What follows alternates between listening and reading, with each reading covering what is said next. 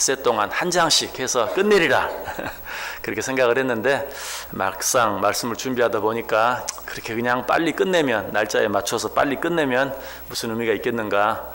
아무래도 1장 뒷부분을 건너뛸 수가 없어서 1장 뒷부분 다시 생각하고 한 주에 다 못 끝내더라도 한 주를 더 연장해서 하더라도 그래도 말씀을 천천히 더 생각해 보는 게 좋겠다 해서 1장 후반부 오늘 생각해 보기로 했습니다. 어제 아침에 1절부터 11절까지 생각해 보았는데요. 어떤 내용 생각해 보았습니까? 예루살렘 성이 당한 처참한 그런 참상에 대해서 생각해 보았어요. 1절만 다시 한번 읽어보면 슬프다 이 성이여 전에는 사람들이 많더니 이제는 어찌 그리 적막하게 앉았는고 전에는 열국 중에 크던 자가 이제는 과부같이 되었고 전에는 열방 중에 공주였던 자가 이제는 강제 노동을 하는 자가 되었도다. 정말 이전에는 왕래하던 사람이 많던 그 번화하던 거리가 이제는 왕래하는 사람도 없고 과부같이 되고 공주 같은 그런 예루살렘이 이제는 강제 노동을 하는 자 같이 되어버린 그런 예루살렘의 참상을 잘 이야기하고 있어요. 자, 이런 엄청난 비극이 왜 일어나게 되었다고 이야기했습니까? 죄 때문이었다고 말하고 있어요. 이스라엘 백성들의 죄 때문이었다. 5절에 그의 대적들이 머리가 되고 그의 원수들이 형통함은 그의 죄가 많음으로. 8절에도 예루살렘이 크게 범죄함으로 조속거리가 되었다라고 이야기하고 있어요. 무엇보다도 이 죄로 말미암아서 예루살렘에 벌을 내리신 분이 누구시라고요? 하나님이시다라고 이야기하고 있어요. 그의 대적들이 머리가 되고 그의 원수들이 형통함은 그의 죄가 많음으로 여호와께서 그를 곤고하게 하셨습니다. 하나님이 당신의 백성들이 살고 있는 그 예루살렘을 그들의 죄로 말미암아 그토록 비참하게 만드셨다. 그러므로 이러한 자리에서 벗어날 수 있는 방법, 이런 어려운 가운데서 벗어날 수 있는, 이런 문제들 가운데서 회복될 수 있는 유일한 길은 뭐라 그랬어요? 그 일을 허락하신 하나님께로 돌아오는 것, 그것밖에 다른 길이 없다라고 말씀드렸습니다. 자, 그런데 이 말씀에 이어서 계속되어져 나오는 오늘 본문에는 어떤 말씀이 나옵니까? 이제는 이 예루살렘이 당한 참상 앞에서 자기 자신, 예레미야 선지자가 자기 자신의 모습을 바라보며 자기 자신의 고백을 하고 있는 그런 모습을 오늘 본문 속에서 보게 돼요. 오늘 읽은 이 12절부터 22절까지 여러분이 다시 한번 천천히 보신다면 나라는 말이 얼마나 많이 나오는지 몰라요.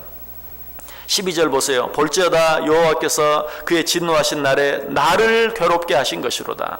13절 높은 곳에서 나의 골수에 불을 보내어 이기게 하시고 내 발 앞에 그물을 치사 나로 물러가게 하셨으며 종일토록 나를 피곤하게 하여 황폐하게 하셨도다. 14절 내 죄악의 멍에를 그의 손으로 묶어 얽어 내 목에 올리사 내 힘을 피곤하게 하셨으며 내가 감당할 수 없는 자의 손에서 주께서 나를 넘기셨도다. 15절 주께서 내 영토한 나의 모든 용사들을 없는 것 같이 여기시고 성의를 모아 내 청년들을 부수시며 16절 이로 말미암아 내가 우니 내 눈에 눈물이 물같이 흘러내리며 나를 위로하여 내 생명을 회복시켜 줄 자가 멀리 떠났음이로다. 원수들이 이김에 내 자녀들이 외롭도다.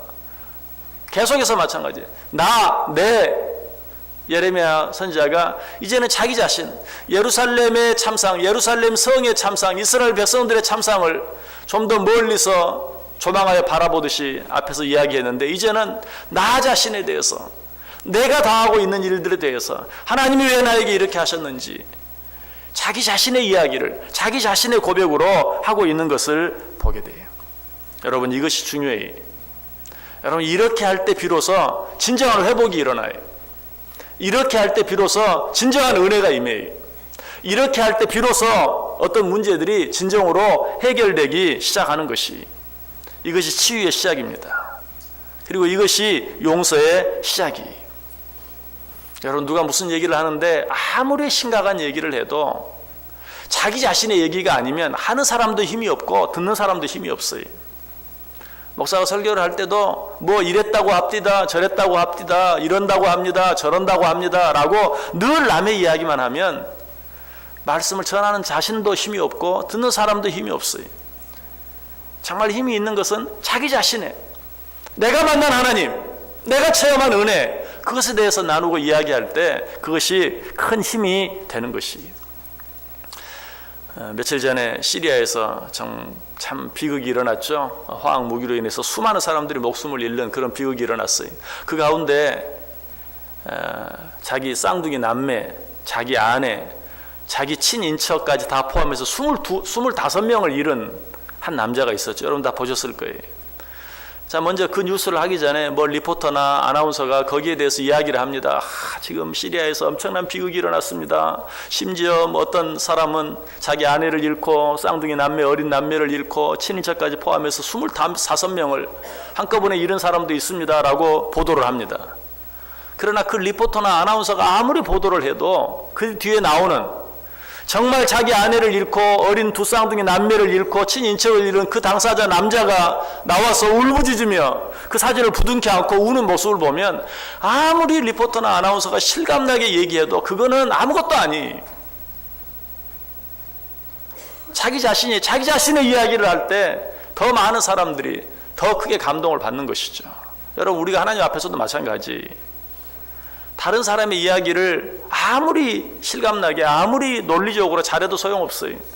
나 자신의 이야기, 내 고백을 하나님 앞에 내어놓을 때, 내 자신의 모습을 가지고 하나님 앞에 나아갈 때 비로소 그것이 어때요? 하나님의 마음을 움직일 수 있다는 것이. 대통령 탄핵, 대통령 구속이라는 그런 엄청난 일 가운데 우리가 있어요. 여러분, 이런 일들 앞에서도 여러분 어떻게 이 일을 바라보고 어떻게 생각합니까? 그저 그 대통령 당사자 자신이 잘못해서 어떻게 그렇게 할 수가 있느냐? 아니, 그가 속해 있던 당, 어떻게 그 당이 그렇게 내버려 두고 볼 수만 있느냐? 누구 어떤 사람, 이런 사람들 이야기만 아무리 해도 문제 해결이 되지 않아요. 새로운 대통령을 뽑아요. 여러분, 미리부터 여러분 힘 빼는 것 같아 죄송하지만 누가 돼도 똑같아요. 뭐가 얼마나 나아지겠어요? 얼마나 달라지겠어요? 여러분, 정말 이 나라가 더 나은 나라, 더 좋은 나라가 되기를 원하십니까? 나 자신이 하나님 앞에 나아가야 돼요. 나 자신의 모습이 하나님 앞에 정말 나아가서 진심으로 회개하고 모든 것이 나 때문인 것을, 나 때문에 이런 일이 있었던 것을 정말 인정하고 고백하고 나 자신을 돌아볼 때, 우리 모두 한 사람 한 사람이 하나님 앞에서 겸손하게 나 자신 한 사람을 바라볼 때 조금이라도 변화되고 달라지는 것이. 여러분, 정말 누가 대통령이 될 것인가, 새로운 대통령 한 사람만 바라보는 것으로는 절대로 나아질 수가 없어요. 우리 자신이 하나님 앞에 온전히 나 자신의 고백을 가지고 나 자신의 모습을 내어놓고 나아갈 때 비로소 진정한 문제 해결이 시작되고 진정한 변화가 시작된다는 것이. 지난 시간도 이 시간도 하나님 앞으로 돌아가야 합니다. 하나님 앞으로 나아가야 합니다. 그것만이 회복의 길이요, 그것만이 살 길입니다. 여러분, 하나님 앞에 나아간다는 게 뭐예요? 하나님이 어디 계세요? 어디로 가야 되는 겁니까? 하나님 앞에 나아간다는 것은 다른 것이 아니, 나 자신의 모습을 하나님 앞에 적나라하게 드러내놓는 것이. 내가 잘못했습니다. 하나님, 나와 함께 해주옵소서.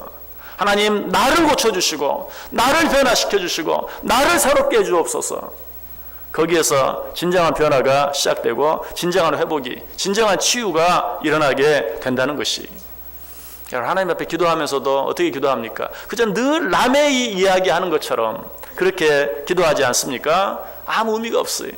아무 소용이 없어요. 그것이야말로 제 아무리 멋진 말로 아름답게 기도한다 할지라도 아무 의미가 없는, 정말 허공을 울리는 그런 기도일 수밖에 없는 것이. 우리는 하나님 앞에 나올 때마다 정말 나 자신의 모습을 솔직하게, 겸손하게 바라보면서 그 모습을 하나님 앞에 온전히 드러내는 것, 이것이 하나님 앞에 나아가는 것이. 우리가 그렇게 하나님 앞에 나아갈 때 하나님은 우리를 기쁘게 보세요. 우리를 용서하시고 회복하시고 치유하시고 새롭게 하세요. 마태복음 16장에 나타난 베드로의 고백, 너무나 아름다운 고백이죠. 주는 그리스도시요 살아계신 하나님의 아들이시니이다. 그 전에 예수님께서 제자들에게 뭐라고 묻습니까? 사람들이 나를 누구라고 하더냐? 엘리야라고도 하고요, 세례 요한이라고도 하고요, 예레미야라고도 하고 또 그런 선지자라고 말하기도 합니다. 예수님의 마음이 어땠어요? 아무런 느낌이 없었어요. 그 예수님이 또 묻습니다. 너는 나를 누구라 하느냐? 너희들은 나를 누구라 하느냐? 그때 베드로가 자기 자신의 말로 이야기하는 것이 주는 그리스도시요 살아계신 하나님의 아들이십니다. 그때 바요나 시몬아 내가 복이 있도다. 이것을 알게 한 이는 사람이 아니다. 하나님께서 알게 하신 것이다. 얼마나 기뻐하셨는지 몰라요. 물론 처음에 다른 제자들이 한 대답은 잘못된 대답이죠. 뭐 엘리야라고 합니다. 세례 요한이라고 합니다. 예레미야라고도 합니다. 잘못된 대답에서 기쁜 게 아니에요. 남 얘기를 하고 있기 때문에 기쁘지 않은 것이 하나님께서. 만약에 베드로가 주는 그리스도시요 살아계신 하나님의 아들이십니다 라고 말했지만 자기 자신의 말로 하지 아니하고 주는 그리스도시요 살아계신 하나님의 아들이라고 하던데요, 이랬다면 예수님이 그렇게 기쁘지 않으셨을 거예요. 자기 자신의 고백으로 나는 분명히 다른 사람은 다 그렇게 말하지만 나는 주는 그리스도시요 살아계신 하나님의 아들이신 것을 믿습니다. 그때 바요나 시몬아 네가 복이 있다 라고 기뻐하셨던 것이 우리도 그렇게 해야 돼요. 하나님 앞에 나아갈 때 항상 내 자신이 나 자신의 모습을 솔직하게 드러내놓고 하나님 앞에 1대1로 나아갈 수 있어야 된다는 사실이. 사마리아 여인도 마찬가지였어요. 사마리아 여인이 예수님을 만났어요. 예수님과 사마리아 여인이 여러 대화를 나눕니다. 예수님과 직접 대화를 나눠요. 근데 아무리 대화를 해도 대화에 진전이 없어요. 변화가 없어요.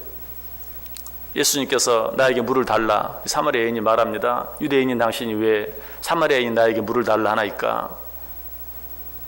예수님께서 네가 내가 누군 줄 알았다면 네가 나에게 물을 달라고 했을 것이다. 그러면 내가 너에게 물을 주었을 것이다. 아니 당신은 그릇도 없는데 왜 어떻게 나에게 물을 줄 수 있습니까?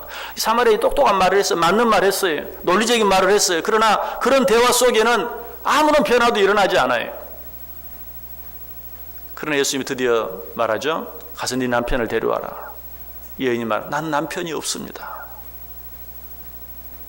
자기 자신의 이야기를 내놓았을 때 비로소 거기에서 어때요? 변화의 역사가 일어나고 회복의 역사가 일어나는 것이.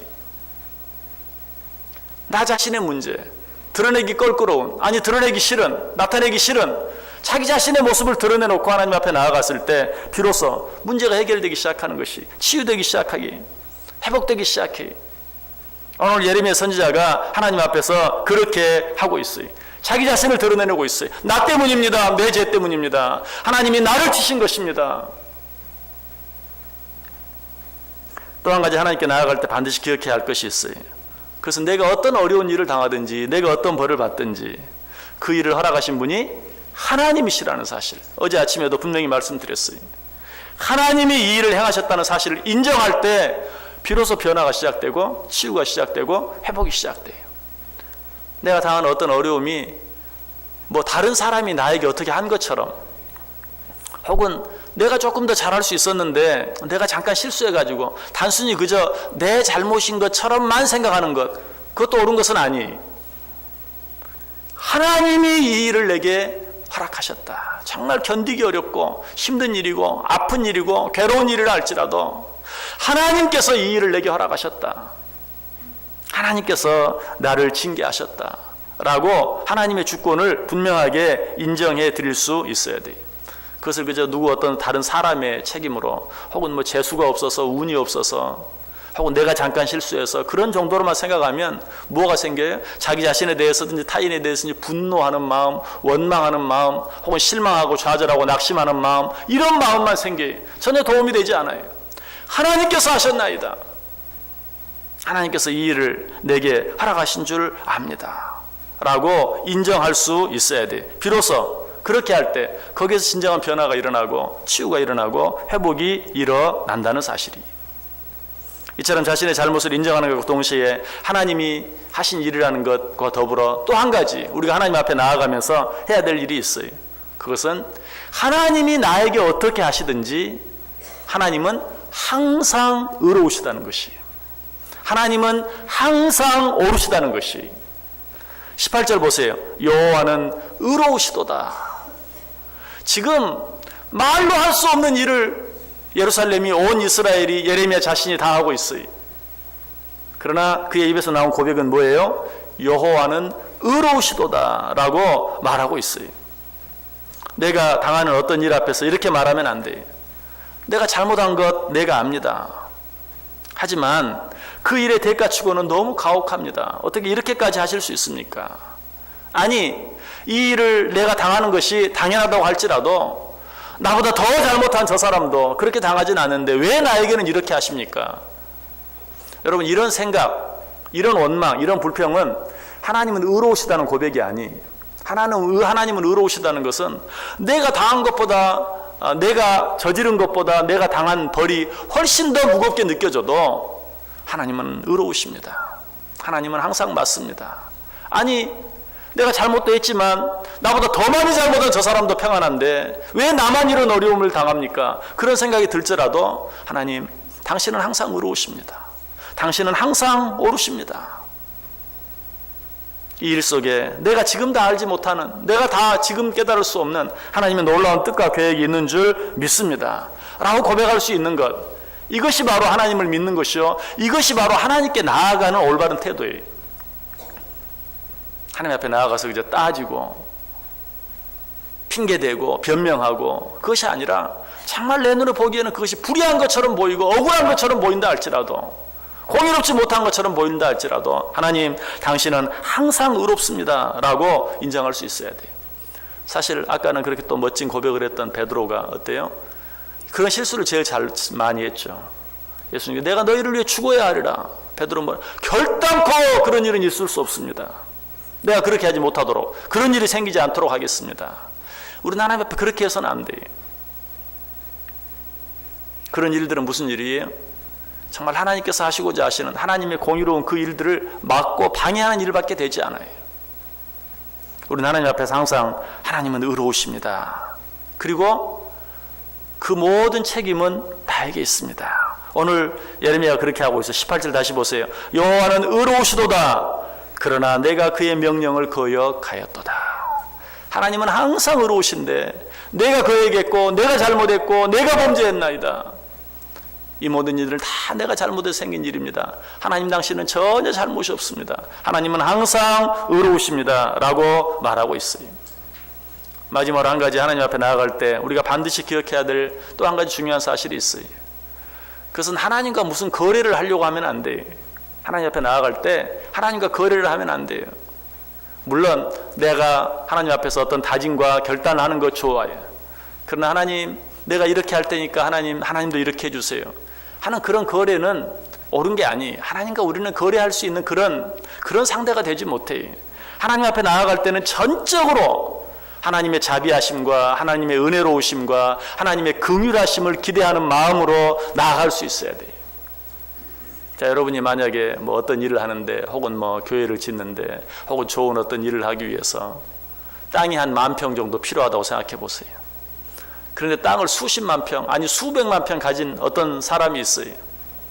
그 사람에게 가서 우리가 부탁을 하는데, 내가 가진 게 이거밖에 없습니다.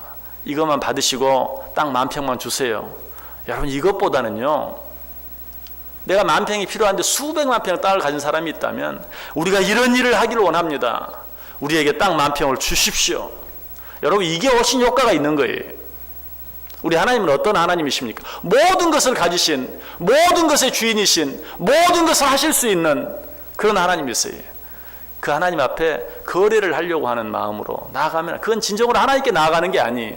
나보다 좀 더 나은 어떤 사람에게 나아갈 때나 그렇게 하는 것이지, 전지전능하시고 모든 것을 아시고 모든 것을 가지신 그 하나님 앞에 나아갈 때는 그런 마음이 아니라, 그 나의 그 짓거리만도 못한 그런 어떤 의의를 가지고 나아가려고 하는 것이 아니라 전적으로 하나님의 자비로우심, 하나님의 은혜로우심, 하나님의 긍휼하심을 바라고 나아갈 수 있어야 돼요. 오늘 예레미야는 그렇게 하고 있어요. 20절 보세요. 여호와여 보시옵소서. 내가 환난을 당하여 나의 애를 다 태우고 나의 마음이 상하오니 나의 반역이 심히 크니이다. 여호와여 보시옵소서. 물은 말, 여호와여 나를 보아주옵소서. 나를 긍휼히 여겨 주옵소서. 내가 당하는 이 어려운 참상을 보시옵소서. 어떻게 해달라는 게? 긍휼을 베풀어 달라는 게, 자비를 베풀어 달라는 것이. 어떤 변명을 하지 않아요. 내가 잘못을 했지만 이만큼 잘못한 건 아닙니다 라고 말하지 않아요. 전적으로 주님의 긍휼하심과 자비하심을 바라고 그것을 기대하는 마음으로 주님 앞에 나아가는 그런 모습을 보게 돼요. 누가복음 18장에 나오는 세리의 기도와 같은, 하나님이여 나를 불쌍히 여기소서. 나는 죄인이로소이다. 하나님께서 어떻게 하셨어요? 내 죄를 위해서 예수 그리스도, 하나밖에 없는 독생자 예수 그리스도를 주셨어요. 그분하고 무슨 거래를 합니까? 주여 나는 죄인으로소이다. 주여 나는 죄인으로소이다. 나를 불쌍히 여겨 주옵소서. 나를 긍휼히 여겨 주옵소서. 하나님은 그런 자를 찾고 계세요. 그것이 하나님 앞에 나아가는 거예요. 하나님 앞에 나아간다는 건 다른 게 아니에요. 하나님의 전적인 자비하심, 긍휼하심, 은혜로우심을 바라며 그의 그것들을 기대하며 나아가는 것, 이것이 하나님께 나아가는 것이다. 하나님을 설득하려고 해서는 안 돼요. 오늘 우리가 왜 이 자리에 나와왔습니까? 내가 이 새벽에 여기까지 나와왔습니다. 다른 건 다 몰라도, 다른 사람 기도는 다 몰라도 내 기도는 들어주옵소서. 그게 아니. 하나님께서 나를 위해서 하나밖에 없는 독생자 예수 그리스도까지 내어주셨어요. 우리는 무슨 흥정하기 위해서, 거래하기 위해서 이 자리에 나온 게 아니.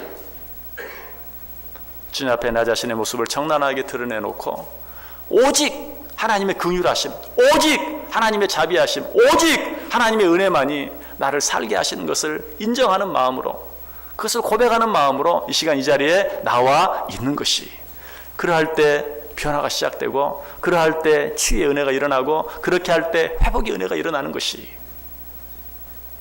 하나님 앞에 온전히 나 자신의 모습을 나 때문입니다, 내 탓입니다 라고 고백하며 오직 주의 긍휼하심과 자비하심만 바라고 주님 앞에 나아갈 때, 저 여러분 속에 진정한 회복의 은혜, 진정한 치유의 은혜, 진정한 변화의 역사가 우리 자신 속에, 우리 가정 안에, 우리 교회 안에, 무엇보다 이 나라 안에,